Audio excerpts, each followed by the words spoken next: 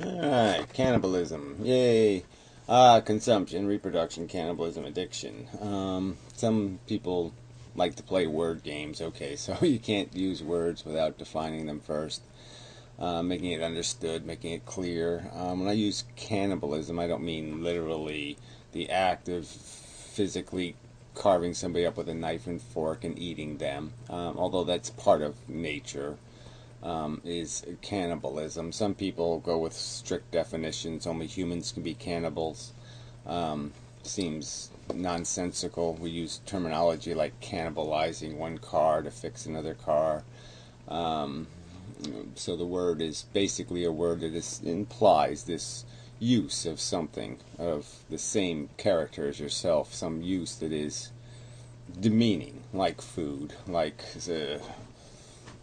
paper towel. It's cannibalism can come in many different forms, but it's this idea of, yes, you're consuming through your use something of equal value, something of equal integrity, something you're breaking a statue to make a statue. Equal, but not the same end. One consuming the other. One made out of the value of the other. So enough definitions, hopefully, so I won't have to respond to any more. This is what my dictionary says. Well, I really don't care what your dictionary says. This is the concept. The concept is consumption of something of equal substance to yourself. There. Clear enough? Alright, so anyway, enough of that. But this is what you have to go through to even explain a concept. So, life on Earth, there's lots of examples of this idea of cannibalism. It comes in different forms. The first life forms basically had to cannibalize the previous generation at some point.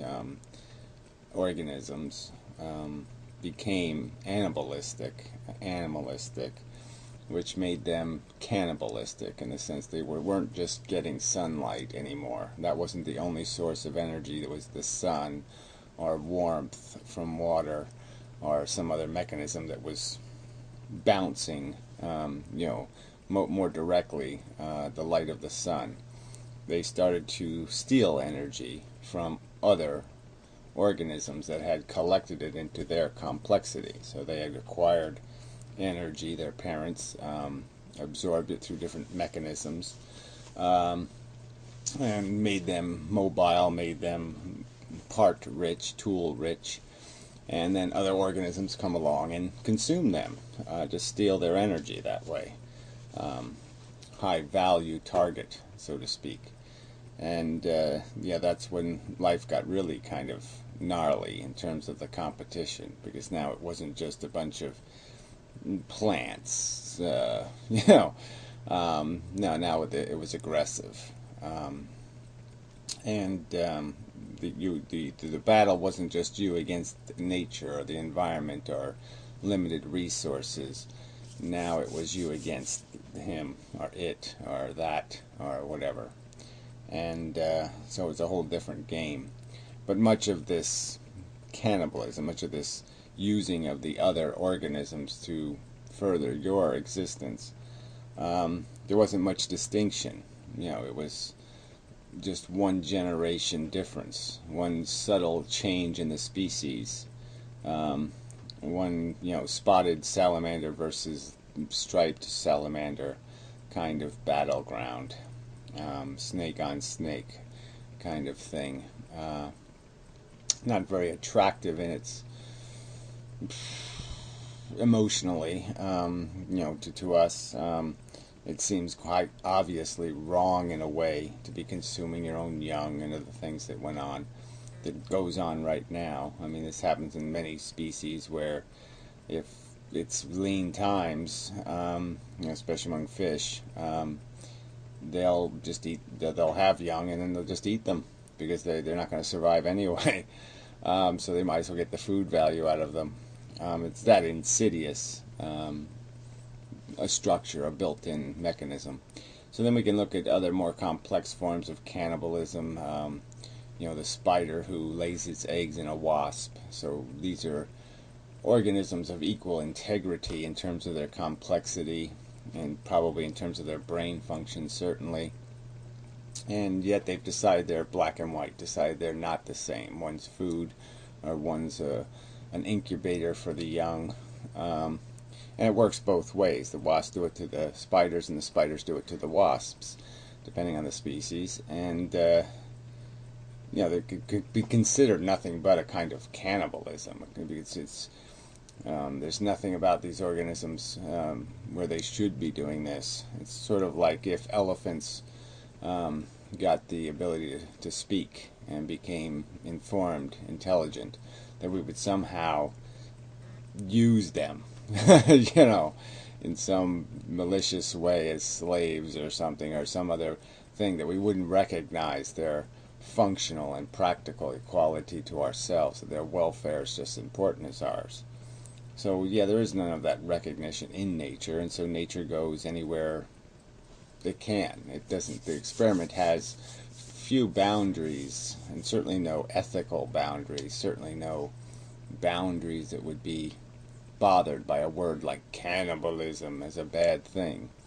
It would just be a closer form of competition, not much different than chicks fighting in a nest, and who's going to be the third man out, who's going to be the one who gets pushed out of the nest because there's one too many.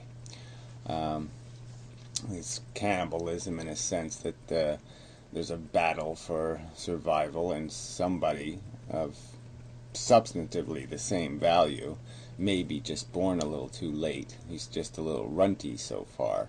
No better reason than that. Then it was the last one born, he's the first one out, the first one disposed of. Stupid standards like that. And as human beings, we haven't done anything, much of anything, to step beyond those kinds of mechanisms. The Europeans came to North America, and people who were literally, factually, actually their brother 40,000 years ago, they treated like garbage. Yeah. Like it was a different species, like it was an animal, like it was something to just be used and disregarded. And then, speaking of animals, here we have these many mammal species. We're all mammals, and we're cannibalizing the mammal class, kingdom, whatever it's called, for our own welfare. So we're taking animals that have just as much emotional character as us anyway, feeling character, and using them up, consuming them, literally, completely. Everything valuable in them we are taking without any real give a damn. And there's just something intrinsically flawed in this idea that you can make something by breaking something of equal value to what you're making. It just seems fundamentally nonsensical. And so taken to its extreme, the taken to what might be called a more distant or final conclusion, you can look at the game of life itself and the living things consuming each other, and you can say, what's the benefit in the end game? How does this add up? How many consumptions for your survival? How many bad experiences imposed for the good experiences enjoyed? And I would argue that there's no balance to that equation. It's certainly a difficult equation to balance. It's difficult to say how many people you could torture for the happiness of, let's say, 1 million people. Are you allowed to torture one individual? Just perpetually torture him because 1 million people are now going to be happy? Some people would say that's an equitable exchange. As someone risk-averse, or someone who is suffering, who has a sensitivity to that as a unacceptable circumstance, a circumstance I wouldn't accept. The pulling of a straw. I wouldn't accept a game where I couldn't guarantee through some deed or action immunity to the losses, is how I would look at it, how I would state it. I wouldn't voluntarily, for the gain, subject myself to the potential of being the loser in that game. But you can see it in all kinds of just the economic system is basically we're consuming other people's welfare, putting them in jeopardy, wearing them down, wearing them out, using them up, stealing the quality of their life to maintain and gain a standard for ourselves. And then we do that even without being terribly satisfied.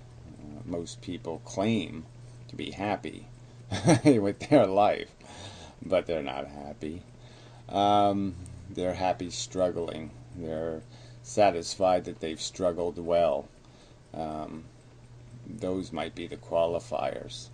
But are they producing a life that's worth what it's cost in terms of the inevitable price paid, which is all the defective people, all the people who will die miserably and horribly, all the bad experiences through catastrophe and what do you call that? Tragedy, and when hurricanes come to town, all the bad that happens to people, or any of us accomplishing anything to justify really what we impose just to maintain our existence, and then what we even as individuals experience. There's also so much of this gets caught up in psychology. You can't separate. It's difficult to separate how we value, and whether we value something more when it's in front of us or whether we value it once it's behind us. And it seems kind of obvious that when something's behind us, we're able to trivialize it a lot more than when it's in front of us in terms of a negative. And one might even argue vice versa for the pleasurable things. We aggrandize the good times beyond their real goodness as memories. And if we're to re-experience them today, we would say, wow, why does that stick in my brain for 20 years? Because it really wasn't that great a day. So in the end, like I said, it's we're paying for this. It's not a free lunch. And the question raised by this idea of cannibalism is, how much are we paying? And is it a fair enough price?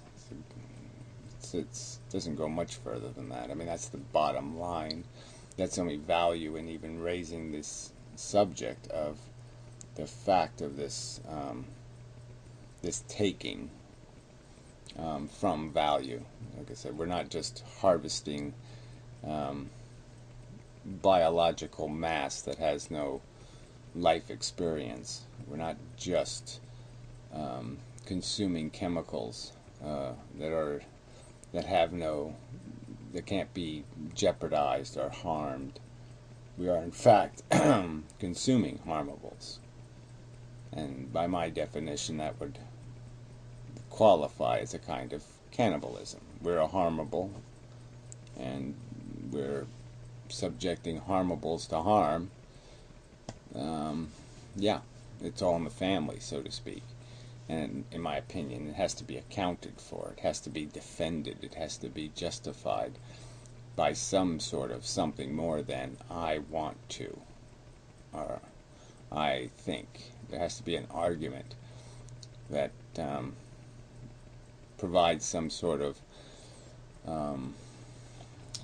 reason to believe we're running a profit, that we actually are producing enough satisfied ambition, whatever that's worth, enough accomplishment of some kind to justify all the bleak, dark, tormenting, horrible, nasty, negative, excruciatingly nasty experiences that are the price paid for the adventure, the journey. They are being fed into the coal hopper of the engine of life to run this train where we look out the windows and talk about what a charming journey we're on. Sorry. I think it fails. And I think at minimum there has to be an accounting. There has to be some explanation of why these party goers have a right to, through arbitrary mechanisms, decide who gets thrown in the trunk and dragged along and bounced about, and often unceremoniously disposed of through this process. Disposed of in terms of their welfare meaning anything, or the dignity or even the right to a graceful exit is denied them, and it doesn't make any sense to me. Can't cognize that as a rational equation, and I haven't heard any argument beyond those who would claim God says it's a good idea, or some other idiot who would say it's just evolution, it's just life, just is life. Sorry, no sale. It's again, there's a price tag. Just defend the product, defend what we're producing, explain how we're doing something more valuable than what the Martians would have been doing if they existed, or the Venetians would be doing if they existed. We don't lament their non-existence. If there was another baseball baseball team called whatever, the Raiders, the Marauders, whatever, and they went defunct in 1928 or something, no one even knew they existed, would we inherently miss them somehow? Would we always be saying, oh well, if the Marauders were still around? I think so. So psychological babble about how much you like living isn't really enough to justify the cost of it, the price of it, the imposition of suffering on individuals who really never signed a contract saying, yes, you may use me, you may abuse me, you may consume me. No. Nope. You don't have consent. It's big. Consent, I guess, would be another, there'll be a video for that word too. So that's a good one. As good as imposition. Anyway, enough of a video, I think. And we'll move along.